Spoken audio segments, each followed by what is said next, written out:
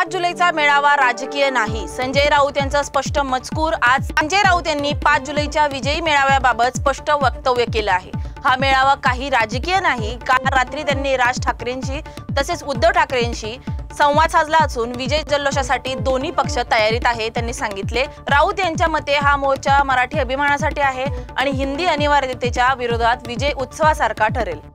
वाल्मिक कराडची सुरक्षा जोखमीमुळे नाशिक कारागृहात हलवण्याचा निर्णय। बीड येथील संतोष देशमुख हत्या प्रकरणातील मुख्य आरोपी वाल्मिक कराड यांच्या बीड जिल्हा कारागृहातील सुरक्षा चिंतेमुळे त्यांना नाशिकच्या कारागृहात हलवण्याचा निर्णय घेण्यात आला आहे। गेल्या काही महिन्यात बीड कारागृहात गँगवाल्यांमध्ये तीव्र वाद झाल्यास आरोपींना आधीच अन्य कारागृहात स्थलांतरित करण्यात आले आहे। दोन्ही पक्षातील सुरक्षा जोखमींचा विचार करता कराड यांची देखील स्थिती लक्षात घेऊन हा निर्णय घेण्यात आला आहे।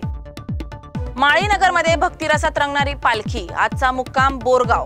आज संत तुकाराम महाराजांच्या पालखीला माळीनगर अकलूज येथे आकर्षक फुलांची सजावट करण्यात आली आहे, ज्यात 10 ते 12 प्रकारचे रंगीबेरंगी फुले वापरले गेले। पालखी रथ माळीनगरमध्ये दाखल झाला असून दर्शन घेण्यासाठी मोठी भक्तिमय गर्दी नोंदली गेली आहे। आज ही पालखी रात्रीत बोरगाव येथे मुक्कामी राहणार आहे। ताल ठोकत त्यांमधून भक्तिगीत करत वारकरी आनंदाने सहभागी होत आहेत।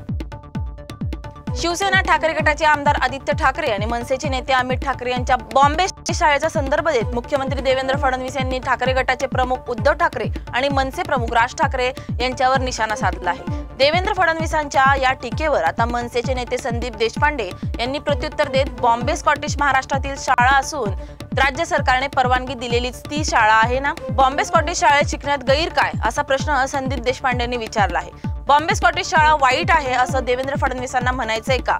तुम्ही मुख्यमंत्री म्हणून काय करताय? तसेच भाजपचे नेते कोणत्या शाळेत शिकले हे मी सांगू का, असंही संदीप देशपांडेंनी सांगितले।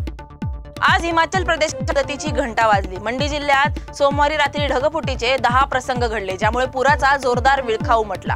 या घटनेत 16 लोक बेपत्ता झाले आहेत। मंगळवारी संध्याकाळपर्यंत 5 मृतदेह बाहेर काढण्यात आले असून उरलेले 11 जण अद्याप शोधले जात आहेत। कथुनाकसह आसपासच्या भागात अनेक वाहून गेले तर कारसोग, धरमपूर, बागशायत, थुनाग व गोहरसह 100 पेक्षा जास्त गावांमध्ये वीज खंडित झाल्याने नागरिक अंधारात अडकले आहेत। राज्यात आजही मुसळधार पावसाचा ऑरेंज अलर्ट जाहीर करण्यात आला आहे।